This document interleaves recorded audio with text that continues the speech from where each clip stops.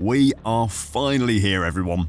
The winter break is over and we are actually going to see some proper on-track F1 action, not just the choice photographs that get released from the shakedown tests. This is the moment when all of the work the teams do over the winter comes to fruition. The data might be encouraging, they might like the look of the car they've built, it might feel nice to drive, but the only thing that matters is if it's fast or not. Today, I'll fill you in on what to expect this week from preseason testing and what you have to look out for, so don't go anywhere. I guess the obvious place to start is what even is preseason testing, and why have you been seeing so many photos and videos of cars on track over the past couple of weeks if the teams weren't testing?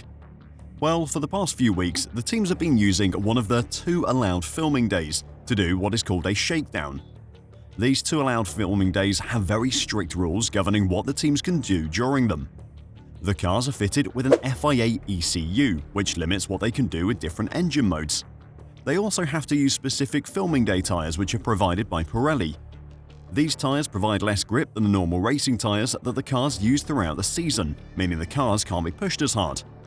The teams are also limited to 200 kilometers of running per day, which adds up to 33 laps of Silverstone.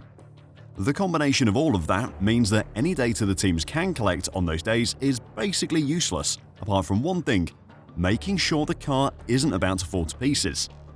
That's why you'll sometimes hear those days referred to as shakedown tests instead of filming days, because the teams are actually doing a shakedown to make sure nothing falls off the car. Now you might be wondering, why have I seen photos of Lewis in a Ferrari driving non-stop for the past month? Well, all of that Ferrari testing was of 2 drivers running in old cars. That is called testing of previous cars, and again, the teams are limited in what they can do. The biggie is that the car can't be a recent one, meaning the 2023 car was the most recent Ferrari they could use. All of that testing was aimed at getting Lewis comfortable working with Ferrari and Ferrari comfortable working with Lewis. So what is actually happening this week then? Well, this is the first real chance the teams get to run their 2025 challenges without the constraints of an FIA limited ECU and some shoddy Pirelli tyres. It's a chance for teams to put their cars through their paces ahead of the opening races of the year. It enables teams to see if their new designs are working as they should and gives everyone the chance to see all the new F1 cars on track for the first time. Testing time is limited in F1, so it's a highly regulated event that ensures equal track time and conditions for all the teams and their drivers.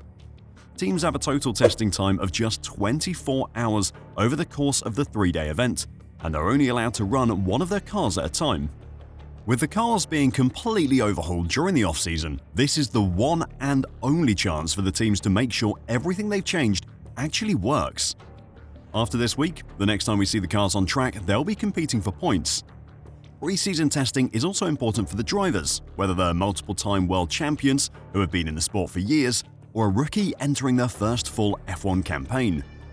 While they may have had ample hours in the simulator, testing might be their first time at the wheel of the brand new machine, and it's an invaluable chance to get some much-needed track time before the first race.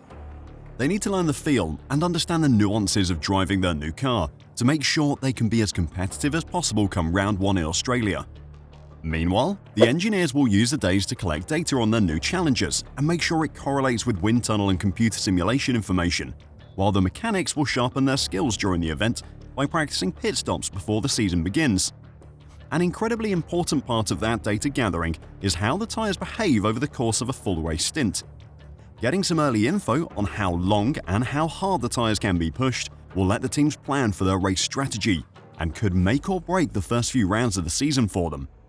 Before I dive into what you want to be watching for during preseason testing, if you're enjoying the video and want to catch all the analysis from the testing in Bahrain, then make sure to give the video a like and subscribe to F1 Reverse. Thanks a lot.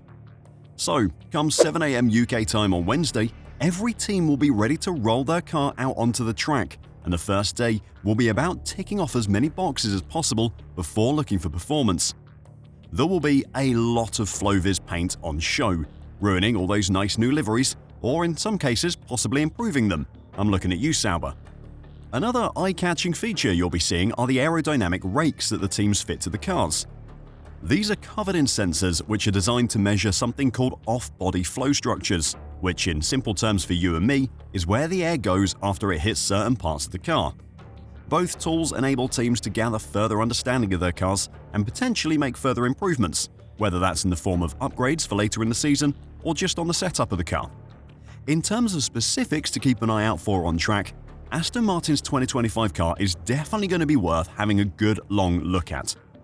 The 5th place finishers in the 2024 Constructors' Championship revealed their full specification new car on Sunday. The team said that 90% of the car's aerodynamic surfaces differ from its predecessor, with the prime focus being on improving drivability for Fernando Alonso and Lance Stroll. Aston Martin team principal Andy Cowell said, "For this year's car, we've really taken on board the lessons and feedback from last season. We focused on creating a more drivable car for Lance and Fernando, and we've pushed hard to make it more benign. We expect it to be a tight and competitive field from the get-go in Australia, so we know it won't be easy. Our aims are realistic, with a view to how we can continually improve in all areas, especially as we, like all teams, approach a vital shake-up of the regulations in 2026. The team gave a pretty long statement regarding what they changed and what the changes are intended to do. Most of it is just a lot of chat about how it'll improve stability and low-speed performance, but what will actually be interesting is how the car performs on track. It's important to remember that Adrian Newey hasn't started working for Aston Martin yet. His first official day is Monday the 3rd of March due to his gardening leave from Red Bull. So in theory, the 2025 Aston Martin car has absolutely no input from Newey. Whether you want to believe that or not is up to you. He certainly won't have done any official drawings for the team, but he may have accidentally bumped into team principal Andy Cowell at his local pub, and they could have talked about what Newey thought would make a car fast in 2025. But in reality, the car is designed by the current Aston Martin factory team, and if it is fast, they should take all the credit. The biggest question from testing is always, how seriously should we take the times?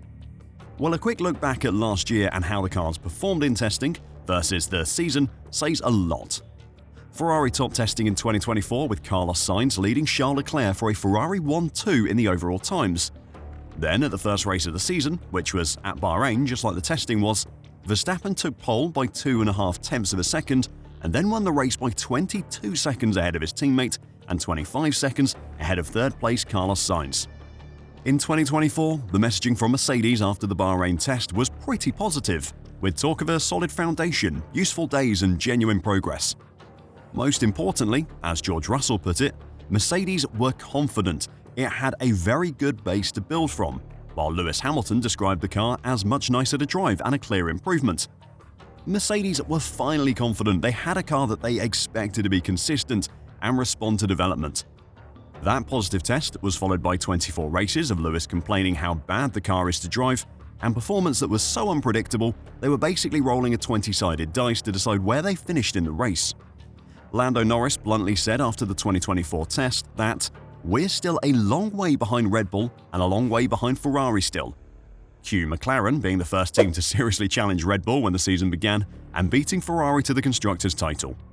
So while the testing results can be indicative of general performance, anyone claiming to be able to rank the entire grid after 3 days of testing are living in a dreamland. But that doesn't mean that we won't all be trying to pick the winning pony before the 2025 season begins. Are you going to be catching all the coverage of preseason testing instead of working this week? And who are you most excited to see on track? Let me know your thoughts in the comments down below, and until next time, drive safe and bye for now.